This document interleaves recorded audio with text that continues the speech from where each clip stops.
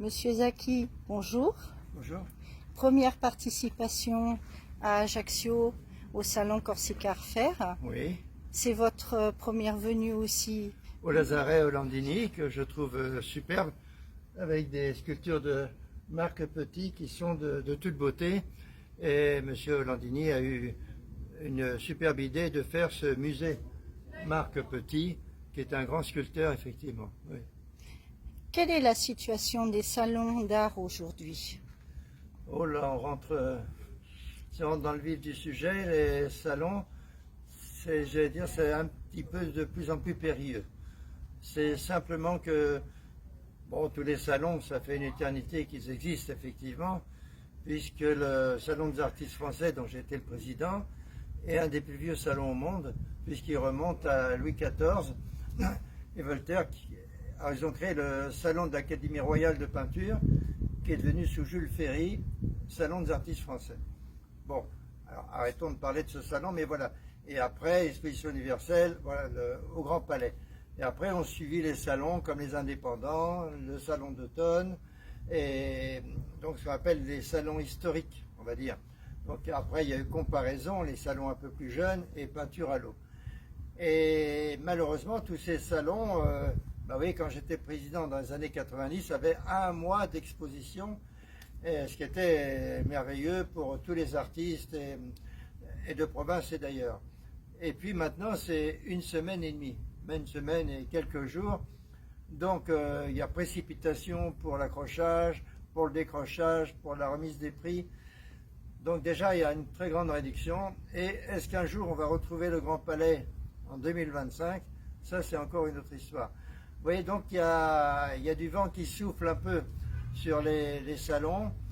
Et l'avenir des salons, même moi qui suis ça depuis plus de 60 ans, puisque c'est la première fois que je vais exposer au Grand Palais en 1963, ça fait 60 ans de salon. Je ne peux même pas dire à l'heure actuelle, mais on est un peu dans la bourrasque. Vous n'avez pas fait qu'à Paris, vous avez fait à Calvi, vous en soutenez aussi en province. Que pensez-vous de la création insulaire, cette nouvelle vague que nous voyons aujourd'hui? Et pensez-vous qu'on peut prétendre, nous aussi, à avoir un salon de qualité en Corse? Il n'y a aucune raison de ne pas avoir de salon de qualité. Et plus maintenant, je reviens un petit peu plus souvent grâce au salon et grâce à vous aussi à Ajaccio ou à Bastia. Et je rencontre des artistes de très très grande qualité. Une fois, j'avais invité des artistes japonais à Bastia. Et avant qu'ils arrivent, bon, j'ai fait un petit historique et j'ai appris un petit peu les salons, la naissance des salons à Bastia ou à Ajaccio. Il y avait à l'époque, 1900, 1890, 1900, des grandes sociétés de peinture et des salons de peinture. Bon, après, petit à petit, ça s'est un peu étiolé. Malheureusement, il y a eu 1914 et 40. Bon. Mais les grands salons ont existé en Corse. Donc il y a un potentiel déjà au niveau des artistes et il y a un potentiel au niveau des structures, aussi bien à Bastia, à Ajaccio. Après, c'est la volonté d'élus, on va dire, puisque on a affaire aussi aux élus pour avoir ces magnifiques surfaces d'exposition. Bon, il y a une question de volonté et de volonté chez les artistes à créer une association. Parce que les élus, veulent tout ce qu'on veut, mais il faut aussi que les associations se créent. Donc vous faites aussi. Donc Stéphanie Girard, vous bougez beaucoup et vous faites tout pour que, justement, ça se voit ici. Il y en a qui m'ont parlé, des artistes qui sont très heureux d'être au Lazaret Hollandini aujourd'hui. Et l'année dernière aussi, me parlent qu'ils avaient déjà fait ce salon-là. Donc il y a un réel besoin d'artistes et ils sont tous heureux et me disent tous, pas dire qu'ils se moquent de la vente bien sûr, mais déjà c'est de cette rencontre, d'être entre eux, de pouvoir discuter peinture, salon, ce qu'on va faire tout à l'heure à 15h. Et donc c'est là où on voit qu'il y a un réel potentiel. De toute façon en Corse, j'ai dit depuis longtemps. Après, voilà, malheureusement ou heureusement, on a affaire aux élus et c'est eux qui décideront ou la collectivité de Corse ou chaque maire dans chaque ville pour réaliser des salons. Alors, pour rebondir à ce que vous avez dit, Corsica Art Fair va se scinder en deux et il y aura une partie associative pour justement les salons, parce qu'il faut que ça soit encadré, et aussi pour l'exportation, parce que comme vous l'avez vu, pour l'avoir subi, ça a un coût pour nous aussi de quitter la Corse pour aller au salon des indépendants, parce que je pense que l'artiste qui n'est pas présent et qui laisse sa toile, c'est un peu dommage. On aime, moi je sais que bon, les ventes qui se font ici, comment dirais-je, les acquéreurs, soit ses coups de cœur, soit ses collectionneurs, ils aiment que l'artiste parle de sa peinture, c'est son âme, c'est son travail, et après on prend la décision. Donc on va œuvrer pour une association fermée, mais pour pouvoir répondre aussi à cette demande. Alors, il y a beaucoup d'artistes, je pense à Dionysis, artiste corse, moi j'étais sur Bastia, mais c'est pas grave, Ajaccio, Bastia, mais qui à 19 ans était prix de Rome. Donc beaucoup ont fait les beaux-arts à Paris, et c'était des années qui n'étaient pas faciles, 1920, 1930, 40.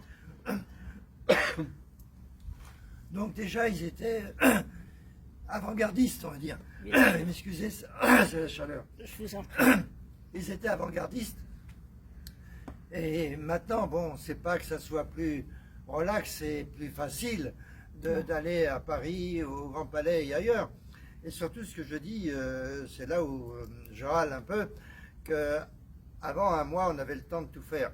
Mais maintenant, une semaine et demie, vous vous rendez compte, pour les gens de province, qu'ils soient de Corse, d'Alsace ou d'ailleurs, il faut amener la toile, assister au vernissage, rester pour retirer la toile, pratiquement prendre un hôtel aussi. Tout le temps. Donc il y a l'hôtel, il y a le voyage, il y a se nourrir.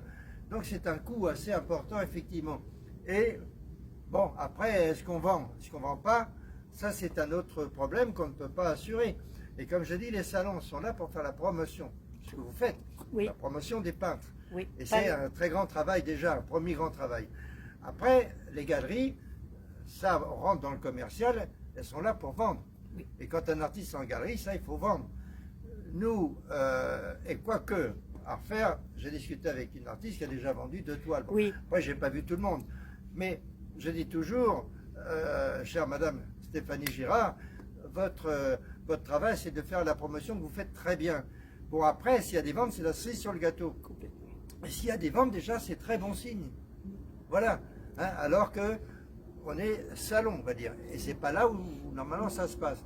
Mais s'il y a de bonnes choses, le public vient et il achète. Il ne se trompe pas, le public.